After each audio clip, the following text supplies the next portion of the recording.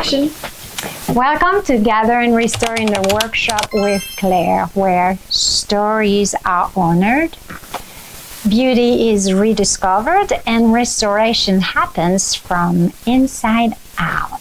So today I have someone very special with me, and I'm very honored to have Carol Farn with us, and she does a different kind of restoration, and I want to share her story with you guys. So stay tuned. Anyway, I wanted to ask something before we go into deep. Something light and fluffy. Tell us about something that keeps you smiling, no matter what day you are having. Oh, something that keeps me smiling. Well, it's hard to answer any question without bringing my little kiddos in, because end of every day I go home and I usually do my routine now, pick up my older kiddo from school, Yes. and then I go home and see my little kiddo. So they always make me smile. Aww. So, I mean, every day can be different. I mean, there's bad days too, right? But Right. something that always makes me smile, like they do something cute, they smile something cute, they even sleep kind of cute. They so do. Just even seeing them, like, Loads of cuteness all around. yeah. Even when they're bad, they're still cute somehow. Yeah. Right? Or the bad will be like, okay, 5 minutes, okay, good kind of. That's good. Then, the one thing that always keeps me smiling. Yeah.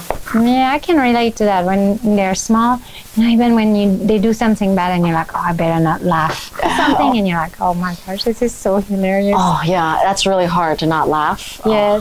Yeah, because this happened to us the other day where my kid was like watching TV somewhere, and I asked her a question, and she goes, "Mommy, shh," and I was like, What? "Excuse me?" But I was like, "Where'd you learn that from?" What did she do? But I was like trying to. And I was like, I can't laugh, otherwise she'll think this is funny. Yes. I'll do it again. And do you mostly, you mainly speak Chinese to them, correct? At home, yeah, maybe like 80%. Yes. Yeah. That's cool. Yeah. I like that, yes. Yeah, but as we get older, like they're getting more advanced, so I'm like, oh, I gotta be able to keep up. More Then I have to advanced. start to move to English, because I'm like, oh, I'm trying to like say something more complex, and then it's easier to speak in English. So. Really? But for the most part, yeah. Yes. And so you find out that your Chinese is just not as good as your English? No, because I spoke Mandarin growing up, but then once you start going to school, everybody speaks English. Right. So then maybe when I was like maybe 7, 8, or 9 years old, Right. and you start to basically go over all to English, Yes. and then your other language, it kind of halts, so Right. it never gets more complex. Yes. Versus, except for maybe I'll hear more complex, like speaking and stuff. Yes. But for what I can come up with, it's more basic. More basic. Yeah. And do they speak Mandarin with your mom? They do actually. Oh, good. Yeah. So she can keep the language alive, I guess. Yeah. For her, I'd say maybe her English is still a little bit better, but Yes. she is actually at least a little bit bilingual. Yes. Yeah, I understand.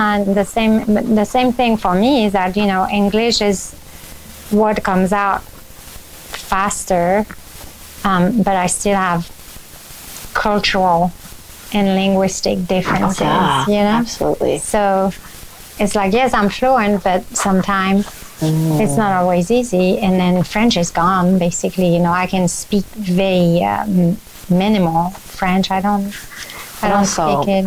Yeah, you have to be kind of immersed in it. So maybe if you go to Yes. France, it kind of comes out easier. I do believe it would, because it's my native language. Like you, if you went back to China or wherever you are from, where you spoke Mandarin, and you were there for 3 months, you would be back to where you are.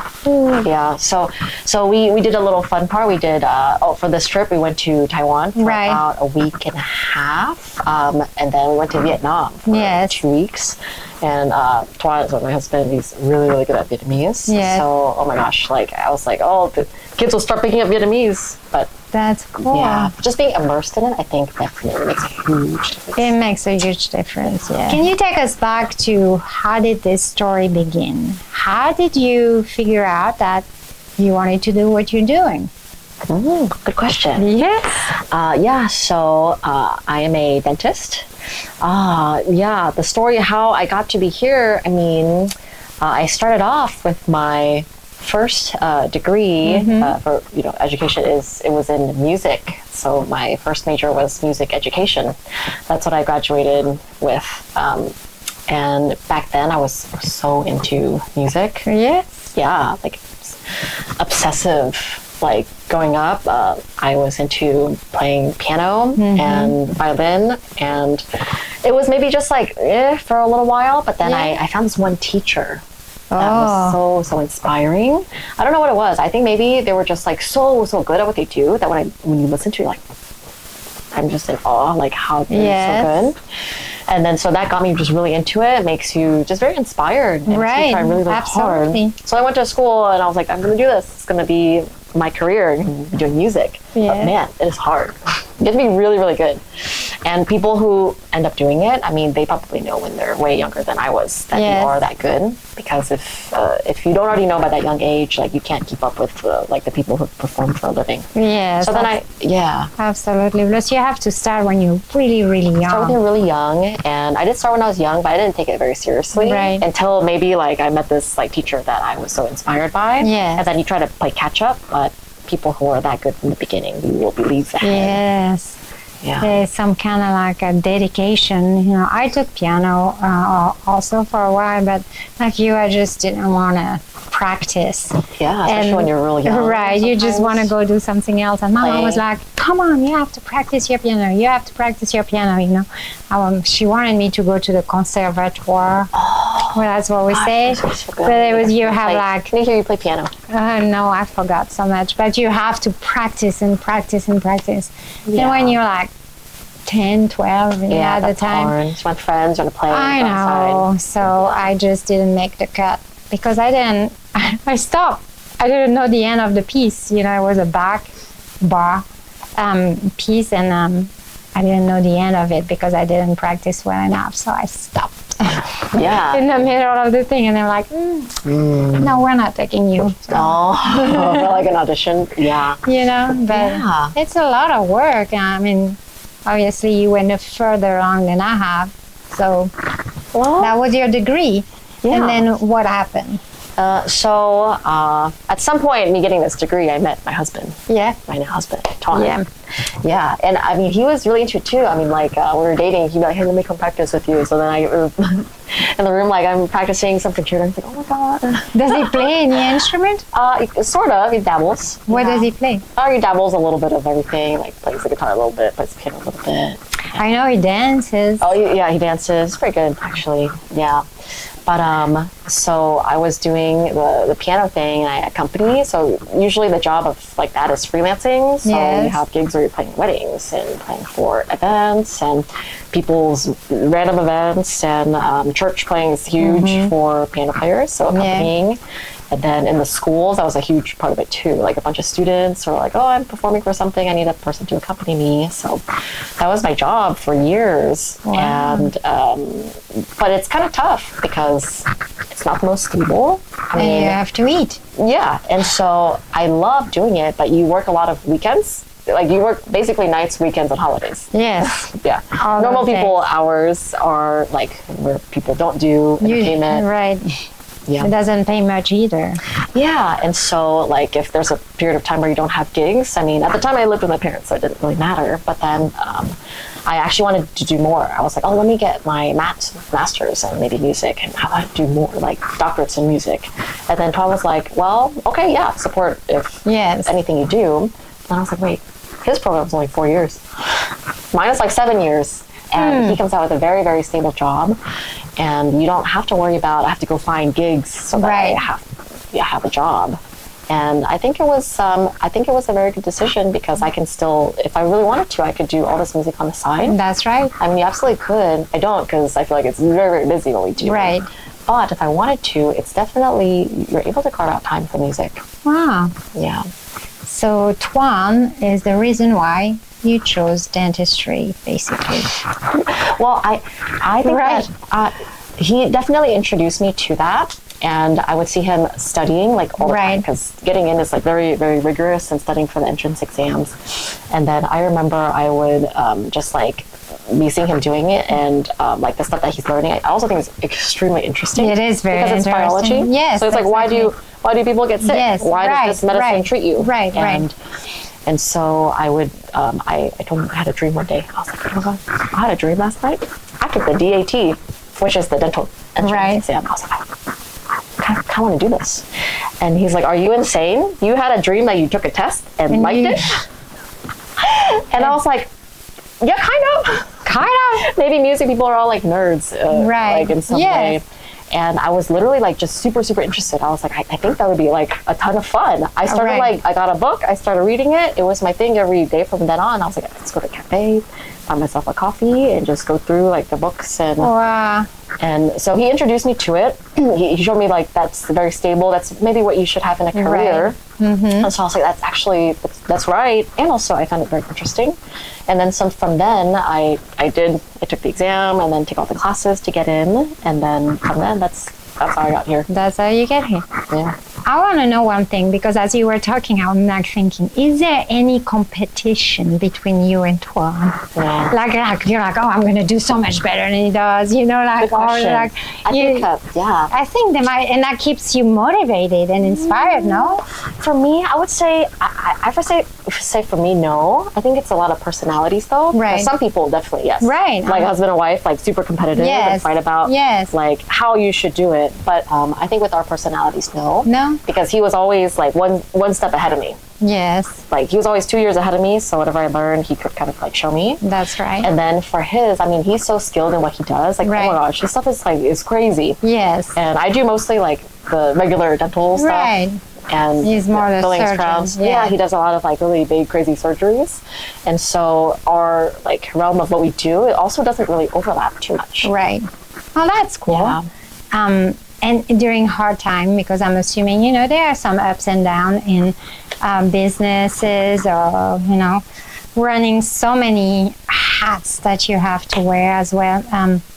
What are your strengths and weaknesses that, you know, maybe your strengths are Tuan's weakness and vice versa? Yeah. And are you able, how do you manage for that? I love that question. I mean, we're total opposites. Really? Like, if you know him, like, we're total opposites. Like, he's extremely charismatic.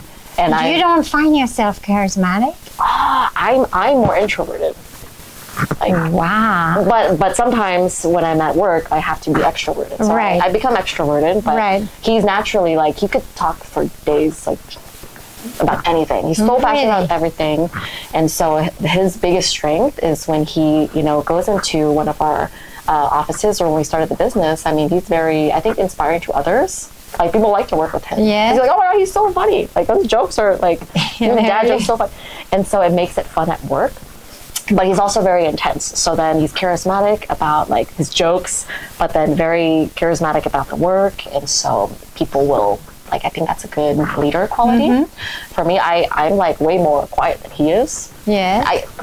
I like to talk to people too. Like, maybe that, but I'm way more introverted. Yeah. So then I focus on a lot of details. And so the background stuff that he's like, I don't know what's going on back there, I can help catch it for him. And so that's how we kind of divided our roles into what we just naturally good at. Naturally work good at. Yeah, where you kind of lean into, and that's what makes a successful relationship, whether it's a business or personal, you know, is that you know your lane, you know what you're good at. Not that you can't learn what he's doing, but I find myself that it's respecting, you know, the strengths of someone and just being able to let go. You are here in the workshop. My restoration of furniture or even spaces, you know, takes some files, sanders, stain, paint, and more than just restoring pieces of furniture, I like to think about restoring the memories that it might hold to someone. You know, it's an heirloom, a family treasure, and when they see it, there's this like joy, you know, they are rediscovering, like, I wonder if it was like that when my mom or my grandma got the piece. And it's more than restoring the piece of furniture. I know I'm long-winded, but as you restore people's teeth, you know, whether they come with broken teeth or whatever the issue is with their mouth, I'm assuming it's more than just teeth. Oh yeah, absolutely. Yes. Yeah. I mean, people have all sorts of stories too. I would say the biggest thing is so some people come in and they don't want to smile. They talk like this. And then if you ask them to smile, they do this. I'm like, I'm your dentist asking you to smile. I want to see the teeth, right? But that's absolutely true. Your teeth or your smile or your mouth, I mean, has such a huge influence on how people perceive their own confidence. Right. Yeah. So, I mean, for the most part, where we are, like, people come to us with a pretty high dental IQ, meaning like they're not like the type that like haven't been to the dentist for ever and everything is all broken. Every once in a while, we'll come across that. But just in general, we see more often is maybe people just don't like the way that they smile. Right. Like maybe the biggest thing is like their teeth are like, you know, I don't want to say like crooked, but for the most part, not very aligned. Right. And so they smile like this. Yeah. Or they don't like the color. I mean, that's like the layman's like most commonly not liked by people. Yes. Tuan, my husband, he actually sees a lot more of the like broken teeth and kind of like full mouth. Everything has to be restored. And oh my gosh, he has videos all the time of people like they look in the mirror and they will cry because like oh my gosh, they haven't smiled for years. Yes. Yeah. And it affects your confidence, your personality, who you are in public, I'm assuming, because, and I have had problem with my teeth as well, but where you just, you don't feel seen in a sense because you don't have the confidence to be yourself. So is there like a moment in your career you witnessed someone seeing their smile for the first time? Yeah. How did that go and how did that affect you? It's very rewarding because when you work in dentistry, I mean, like most people don't like the dentist. Like, we don't like the by the way, dentist. nice to meet you. I hate the dentist, and you're like, thanks. So when you have people who like they do appreciate, or I can tell that they're just happy with the way things look. Yes. If you're restoring something like the bigger cases like restoring either like shape, color, or say like aligning the teeth, and they love the way it look. It is very rewarding. So you're finally like, yay, somebody likes me. But what you mentioned about restoring stuff, that's very, very similar to dentistry because it's very artistic. Absolutely. And so when people are doing, say, like crown work, porcelain work, it's actually it can be very personalized. So the way that they do it, they do glaze too. So say when they're working with the porcelain, they're customizing the shade to the rest of your mouth. Say maybe if it's one tooth, it's got to match the rest. They glaze it a certain way. Yes. And it's very artistic. And the ones that do really good, the ceramists, I mean, they're literally painting. And the way that you make something look beautiful, they have to paint the exact shades to match. Right. It's very artistic. It is very artistic, and I'm assuming it would be a lot of the same product. Maybe not, as far as like the ingredients, epoxy, but you probably have to sand, buff, seal, shine, Exactly, that's the exact steps for even if you do a filling. You sand it, or you buff it, and you shine it, you polish it. Yes. So that is quite interesting. We share the same tools. It really is. It is. I was thinking about something and then it kind of flew away, and now the thought is gone, but that's okay. You were saying the same tool, it came back finally. I think what I would say for me, and as going to the dentist would be the pain. Yeah. I'm a big baby, and so it would be like, I don't want to feel a thing, Is that what people are afraid of? Yes. Yeah. Yep. That's the number one what people are afraid of. They're afraid of someone hurting them. Yes. So that's why, like, my most number one thing, I'm like so gentle when I give people a shot. Yes. Like, half the people are like, oh, I don't feel it. I go so slowly. I bathe them so much so that they're comfortable. Yes. Because once they're numb, you shouldn't feel anything. But then the hard part is over. But most people are scared of needles, and they're scared of not being numb when people are drilling on their teeth. I bet they do. Yeah. I read a lot of your Google reviews. Oh, yeah. And I know that's what people say about you is your gentleness. Thank you. And, it's just, I mean, it resonates. Important. Yeah, it is important. And it's the first thing, everything, how gentle Dr. Farn is. How gentle Tuan is. Like, say, and it's like how you made them feel, at ease with the process and having the conversation. And I have to say that even, on a personal basis, hanging out with you, that's how you make me feel too, Thank you. It's easy, it's comfortable and it's gentle, as the word. So I want you to know that it shines. So yeah, there's a big parallel with the restoration, and I think the next portion of that was actually to talk about restoration, but we just tap onto that it's beyond physical, and you and I, we truly restore, whether it's furniture and their memories, it's patience and their lives, their confidence. That's huge. Absolutely. Like, I'll never let someone come in. I mean, if you see me or you see Twyla, I mean, any of my, like, the people who work at our dental offices, no one's going to come in without a front tooth and leave without a front tooth. Like, we'll come up with something. Doesn't matter how creative we've got to get, because how can you go out, like, to go on with your life without a front tooth?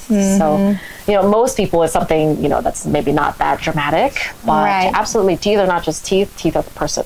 That's true. There's actually something else that is special to me that connects you and I, and it's the building in Taylor that you and Twan own, and you were looking to rent it and redesign it. And at the time, this was new for me, restored by Claire, and my husband said, hey, I'm meeting with Carol, and we might take over this property management building, and she might be interested in doing some renovation. Would you like to be part of it? And I was like, okay. And I remember meeting you and coming up with the design and the proposal and work on it. And you came and like, yeah, I love it. And I was like, what? And so I don't know if you knew at the time or even now that working on this Taylor building that we made into an executive office, working on the outside and inside of the building was not just a story of restoration for the building. It was a story of restoration for me, and that was very impactful. And I wanted you to know that fully, giving me, confidence to work on that was huge. Aww. So thank you for that. You were the best. Well, thank you. I like that too. So I wanted to talk about this process because it was you were my first client kind of ever, in redesigning a space that big too, in a commercial building. So how was the process? Tell me, about it. How did you feel about it? Yeah. Well, the first thing that clicked for me, because I'm in dentistry, right? Right. Half the day I tell people stuff that they need on their teeth. And then half the time people are like, I'm not even doing anything. Yeah. Because, people are scared of the dentist. So yes.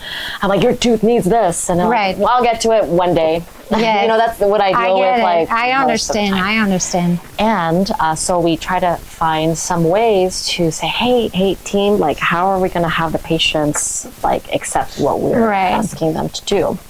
And a lot of it is the way you present it. You have to say why. Why is this needed? Right. Because people are like, well, it's back there. I don't see it. Like, who cares? Right. But for you, I think I asked you at some point, like, hey, can you just, like, text it to me? Can you just email me what the plan is? And you're like, I really think you need to come in. I'm sorry, I can't. and I was like, hey, that's kind of like me with my my plans for patients. Right. When they say, hey, can you just email me the plan? I'm like, team, do not email people the plans, because all I see is a number, and they're like, that's too much. I'm sorry, can't do it. Right. And probably if you just emailed me, I would have said, oh my God, that's too much. Sorry. That's right. But you were like, no, you have to come in here. So I made it. So I was like, nope, I'm going to make sure I show up, because this building really needed something. Yes. And then the way that you presented it, I was like, that's what it needs. That's what it needs. Yeah, because if you give people, like, maybe too many options with things, you're like, decision fatigue. I can't make too many decisions. I don't know. Right. There's so many things that this place needed. There was, and there was a lot to do, but you couldn't just do it all. You had to just focus on some areas. It's a big space, and for context, I mean, we invested in this building several years ago. I think it was around 2022. But I looked back at pictures and I remembered why it was kind of neglected. It was because I almost had my baby at that time. Oh, yes. I was like 8 months pregnant when Twan decided, oh, this is going to happen. Yes. And so I was totally like not checked out, ready to have my baby. Absolutely. And then after that, my father-in-law got sick. So the whole year after that was dealing with like taking him to the hospital. I mean, nobody cared about this space. Right. It was like whoever was in there before, I think they continued to occupy it, but most of it was nobody was in there. Right. I think it was just completely neglected. Yes. Yeah. They were, yeah. And it was old, and we're like, hey, someone help us try to rent it. And they'd be like, no, like nobody, every lead falls through. Yes. No, but we didn't even care to look at why, because we're so busy with kids, with my father-in-law at the time. And I was like, oh, it's coming on 3 years, this building probably just needs something. Yes. But the way that you presented it, I was like, I can't, like $1 billion on this. It has to be within like a budget. Right. It's the most, things were free, like do everything. Right. But you have a budget, so then the way that you presented to me made me aware, like, oh, like this is what it needs. And then I remember I said, hey, can we just not do that part? Like that costs a lot. Right. I think it was the painting of the outside. And you're like, yeah, that's fine, but I don't think anybody will if you do that. I know. I was like, oh. In a nice way. You said a very nice way. But I was like, know. oh, you're right. Like, it is such an old building. If you don't want to put this part of an investment in it, it just wouldn't be right. Right. Like that's what I told my patients. If you try to skip out on these steps, it just wouldn't be right. And it's not going to last as long. Right.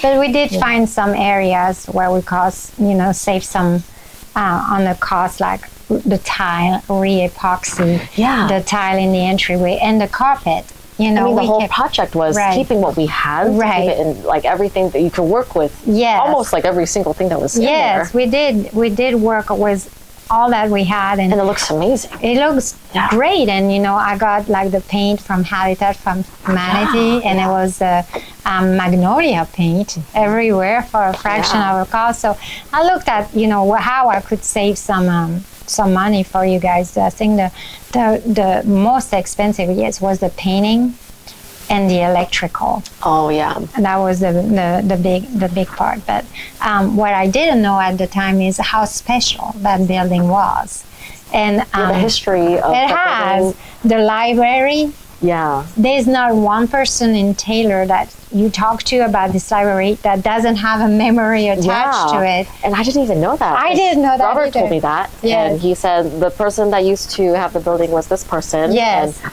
I was like, I have no idea. Yes. And he had all these people that used to be in there. And so it was more special than just like an investment property. Yes.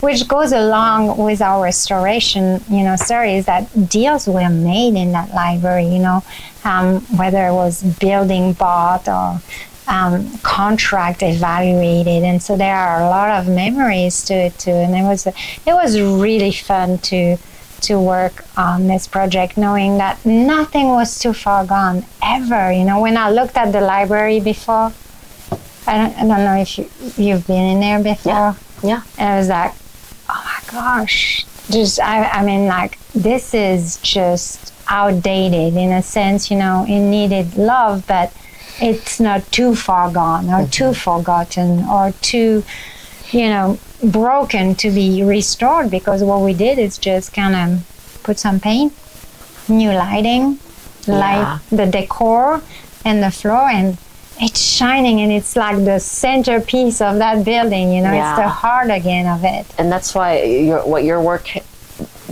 is so special, is that you can work with it, because I think most people would be like, just knock down everything. Right. Like knock down everything, just take out everything, get the whole place, all the old tiles. I was like the color of it. I was like, oh, I thought I had to redo everything. Like, I didn't even know that you could like get creative and paint over tiles, or was it epoxy? Yes, epoxy paint on the tile to change from blue to black, because you had told me to match the aesthetics that's more modern. Yeah. I mean, I didn't know it was possible. Yes, and it still looks very nice. But also it's to like keep some of that history too, without having to cut everything.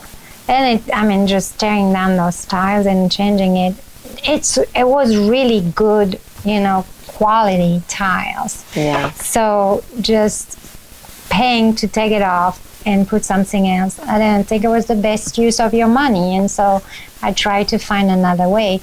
But you're such an easy person to work with. Because I don't have the really? design. Yeah. I was like, I trust you. You Yeah. got it. You the way you presented it, I'm like, you know, like what we're going for.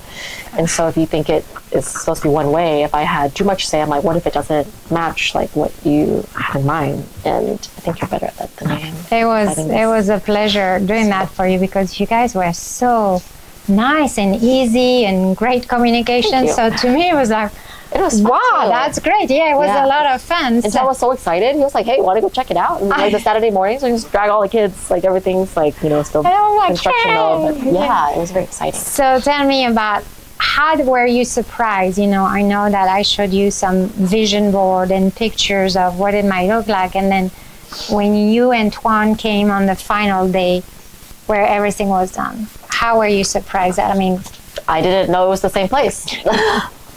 Like we were in our van that day and, you know, he's driving, our windows are shut because maybe the kids are napping or something. I open the door, I'm like, where are we? What is this building? Oh, there it is. Because when you paint the outside, it completely changes the entire. Right, it does. It's now a new building. Yes. So I mean, I was shocked. Yeah. And then when you walk inside, and you know, you're just like everything's revamped. I mean, if you see the before and after pictures, I mean, Yes. like what the heck? Yeah. And we had the furniture that we were like recycling or Right. whatever, and it just gave a little touch, like a little Yeah, decor. yeah, it did elevate the space. Yeah, it elevated But the still, space. it was the same piece of furniture that would be Yeah. like, I don't know, it doesn't work. And then it was like, And then I was like, hey, can I rent the space? Maybe- I need some space too for my well, office. it's too late now because I it's know. fully occupied. Yeah, And so you that's could- amazing. So I Yes. mean, honestly, 3 years, like, couldn't rent it out. Like, it's not that we didn't try. People tried. Yes. Or the leasing people Yes. did try. Yes. But if you didn't present it a certain way by having the visuals, I mean, I think they must have told me before, like, you need to replace this many things. Right. I remember they're like, the light bulbs, $30,000. I'm like, not a chance. No. But what they meant was the aesthetics of the Right. lights or old Yes. style. But then Yes. you had to have shown me like what is the final product we're going for, Right. what the kind of people that would rent the space. Yes. And so I think you really needed the visual, the presentation of what it's going to be. You have Yes. a clear idea what the goal is going to be, and you could lead me there. Like, this is what we need to do. Right. Versus, do you want like this, or do you want it like this, or do you want it like that? Right. I'm like, I don't know what I want it like. I don't know. You and- tell me what I. Yeah. Let's just design do it. Yeah. And we did. And it was really, really fun.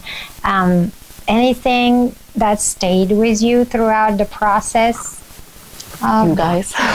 Well, that's good. I like that. Yeah, because oh my gosh, and y'all had like connections for, hey, we can get involved in the community to Yes. invite the people over.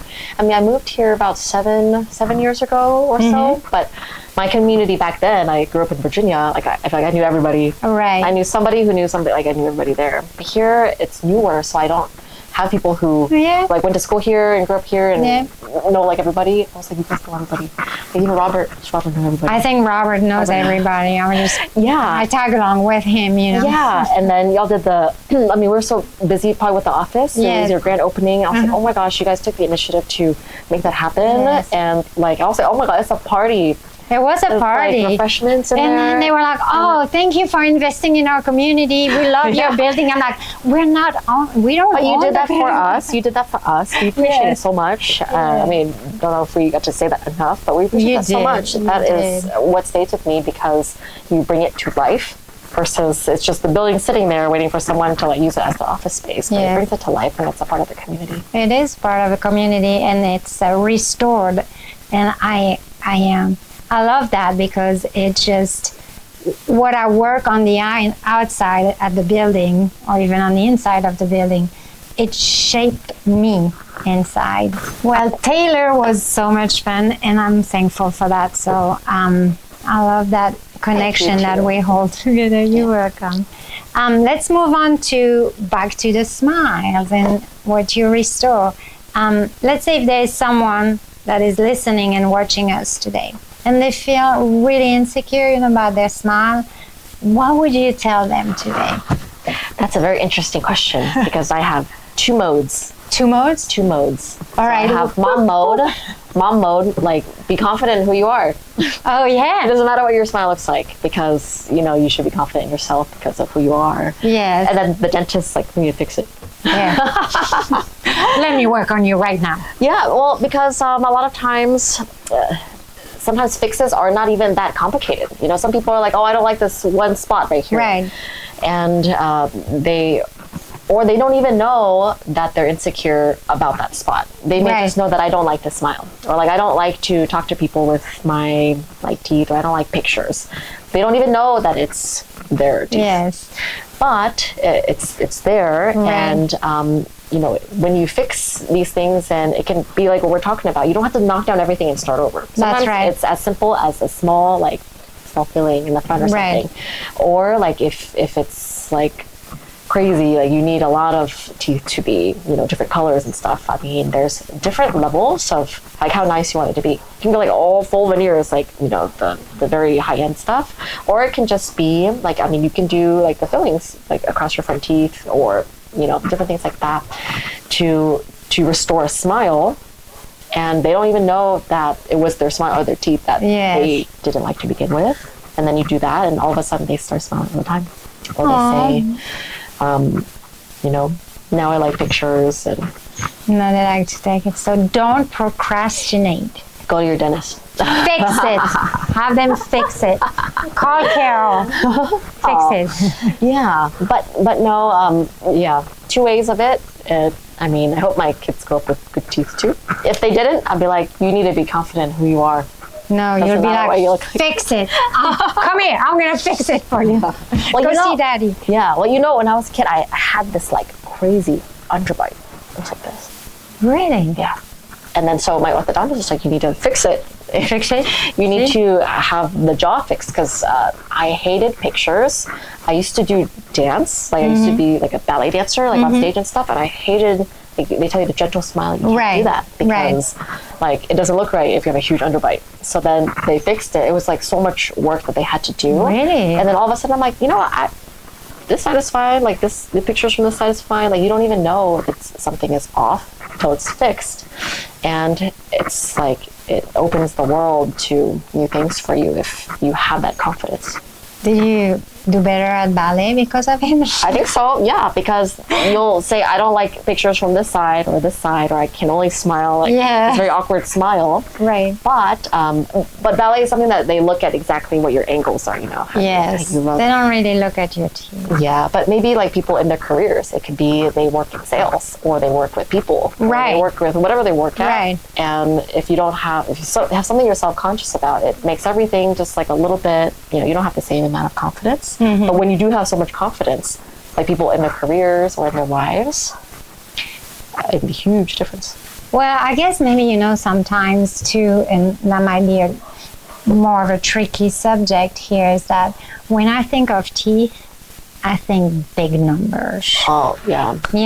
And, like, I don't know how cost is, and how you work with your patient, but maybe sometimes it's like, oh, that's going to cost me a lot. Maybe I need to buy this for my kid, So how do you work with people on that? Do you have...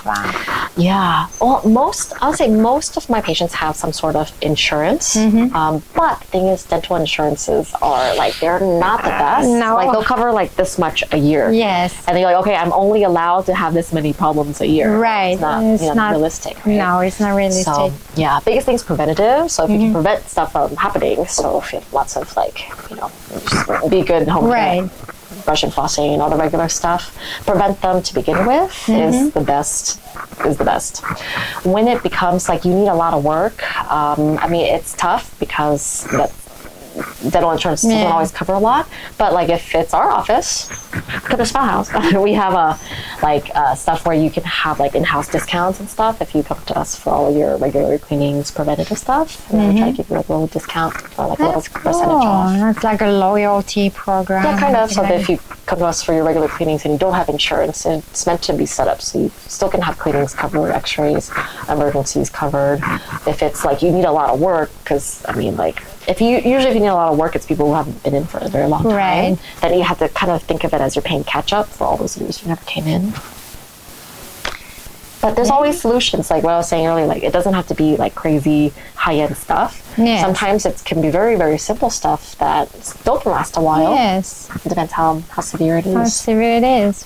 So you build a plan and one step at a time, one day at a time. Yeah, absolutely. Just a restoration. Well, thank you for sharing all that. Yeah, And that's very nice. you. Let's go to something a little more fun to close in. So I'm going to ask you a few questions. Coffee or tea? Coffee. Too much coffee. I agree. Coffee. Morning, afternoon, nighttime coffee sometimes. You Not a gotta. problem. I mean, I have no problem believing that because keeping up with you and all that you do, Actually, it's she's like fun the stuff Energizer nowadays. Bunny. It's fun stuff nowadays. It is? Everyone's like, like it's all fun, but then you go home and it's like, oh, kids too. So then I'm like, I need more coffee. More coffee. Sweet or savory? I think savory. Sweet. Like chocolate. Chocolate, yes. Mornings or late nights? I know this answer for you. Late night. Oh, yeah, text you like randomly. You can text her at 1 a.m. She responds. Sometimes, yeah. It's like, oh, it's quiet in midnight. my house. And it's like, oh, she Quiet. responds. Shoot. Mornings are not quiet in my house. 'Cause everyone's No. waking up and, no, I want this. Do you ever sleep? Do you ever? Okay. Good. I make sure I have. This is probably a one-off if I'm up at 1 a.m. Okay. I usually have to go to bed by a certain time. 'Cause the next day it's hard to give the Get best. up. Yes. Do the best at the work. That's right. You have any questions for me? Early mornings or night for you? You know what? I would have said a few years back, early morning, not. Couple months ago back. A couple of months ago back. Because you're so busy doing all this. Early mornings, yeah, doing 2 o'clock. restorations. Yeah, either or late night or early morning. You know, it's been a blessing to be this busy, but Yeah. I stay up later. When my kids were younger, I would go to bed very early and get up very early. But now it's changing, and I welcome the change. But yeah, it's changing. Yeah. So It's a blessing to be busy. I'm sorry. It is a blessing too. It is very. It is I mean, That's it true. is a. I mean, we're sustaining four incomes. You know, with our businesses, like 4 families, and so I want to give glory to God for it all because without Him, we would be nothing. So that's where I am at.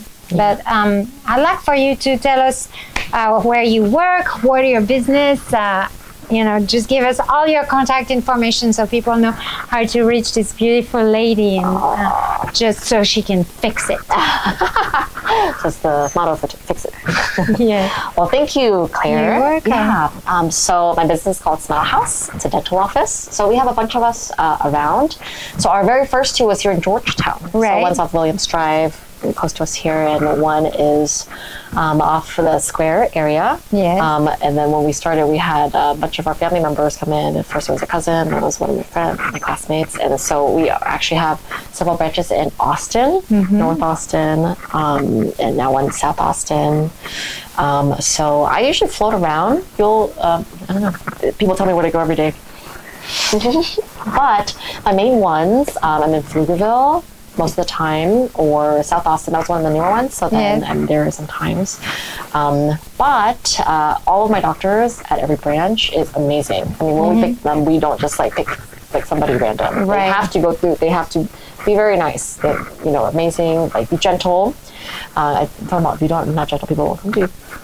There you People go. will hurt. So they're all very gentle, very competent. So just very good doctors. Yes. Yeah.